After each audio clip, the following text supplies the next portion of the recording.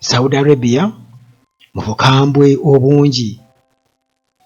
eyanukudde nga bwegenda nayo okubeera nga eteekawo embeera era egenda kwanukula eyogera ku military action against Iran, egenda kukola obulumbaganyi ku ggwanga erya Iran. Trump bw'atyo ate ku sayidi eri akonsidaringa kubeera nga awamba akazinga akayitibwa KAG okusobola okubeera nga akaka Iran okubeera nga eggulawo omukutu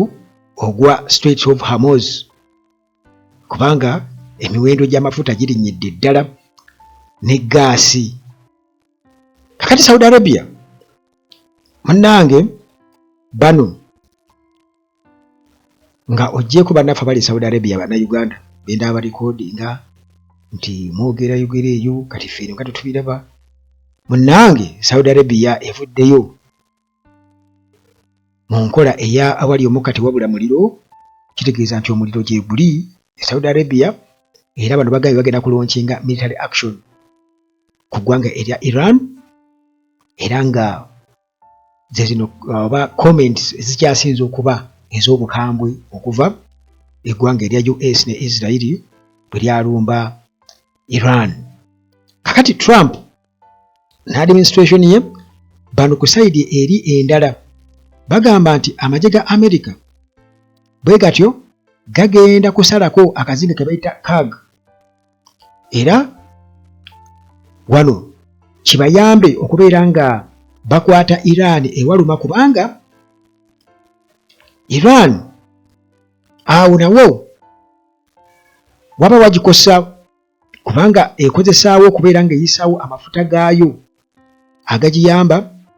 okubeera nga efuna kasente. Kati bino byonna byonna munnange bigenza okujja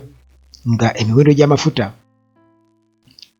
okusinziira ku bungi obugenda mu katale nga bwakendera ddala, kati emiwendo gy'amafuta ne gibeera nga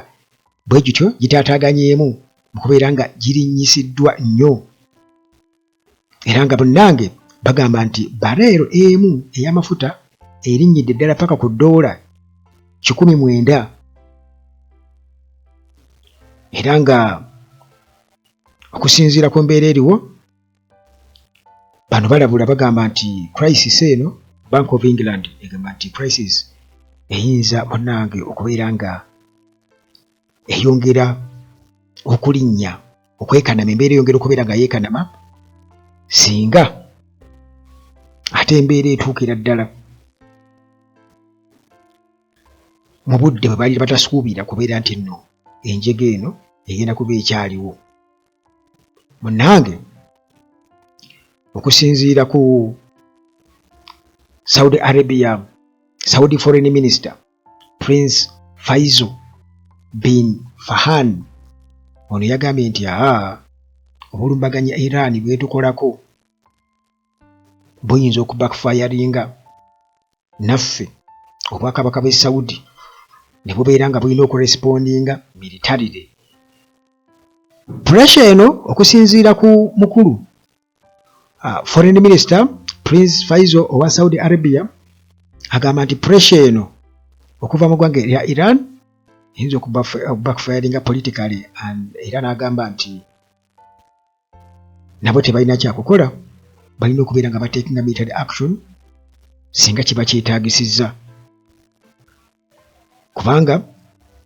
eggwanga erya Iran lisindise ebikumi n'ebikumi bya missile ne zi drone mu Saudi Arabia, era nga bagamba nti newankubadde ezisinga obungi zibadde ziremesebwa nga zibeera intercepted, naye era still ezikubye target zikubye. Kakati awo munnange kitegeeza nti bwe batunulamu ku ezo ezikubye neze ba intercepted ze bagamba yadde ze nnyingi, naye ezikubye kitegeeza bakoseddwa. Omanyi kati omuntu bw'owulirira nga alumiddwa kwe kuwoza nkubye, awo kitegeeza nti bikulumye. Okay, kubanga jjukira nti wali Dubai nabo already bakakasa dda ne bagamba bannange okusinziira lweguli omuwendo gw'abantu abaakafa ne batubuulira abaakakosebwa era ne bannayuganda nga mwebali. Kakati White House bano bo batutegeeza batugamba nti Donald Trump akonsidaringa alina plan okubeera nga awamba oba okubulookinga akazinga kayitibwa CAG era mbu kano kali miles 5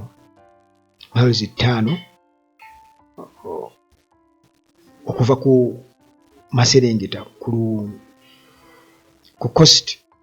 bakiyita batya coast olubalama olw'ennyanja mu Maserengeta aga Tehran era nti eno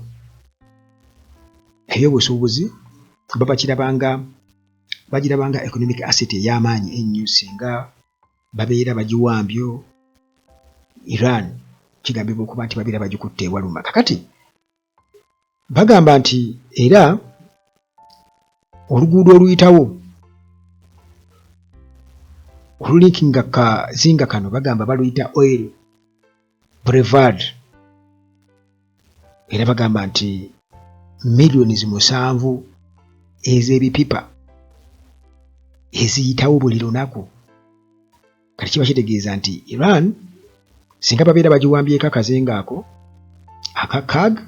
kiba kitegeeza kiba kigenda kubeera nga kigikosa nnyo era nga bagirabanga primary revenue source eyinza okubeera nga ebakozesebwa.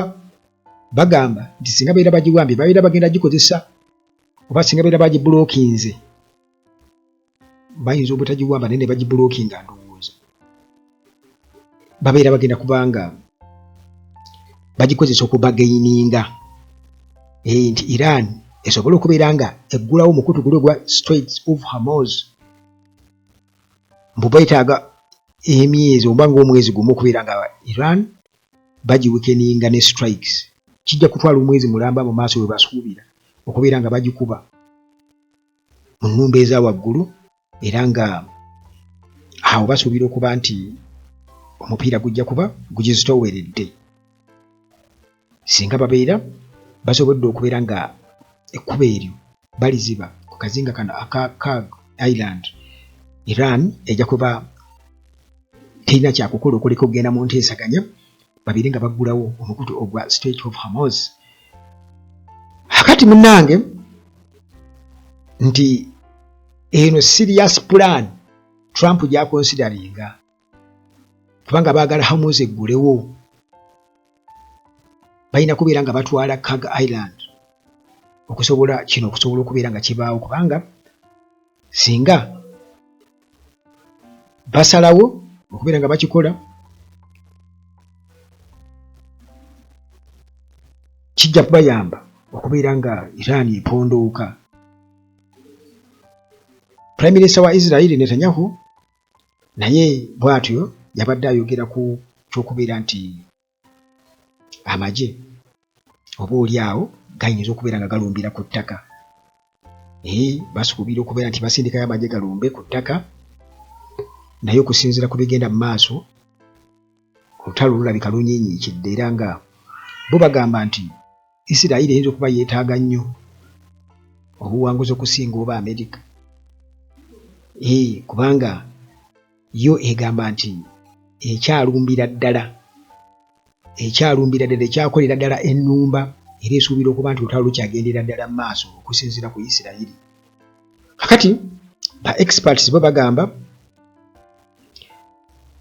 nti singa akazinga kano kabeera katwaliddwa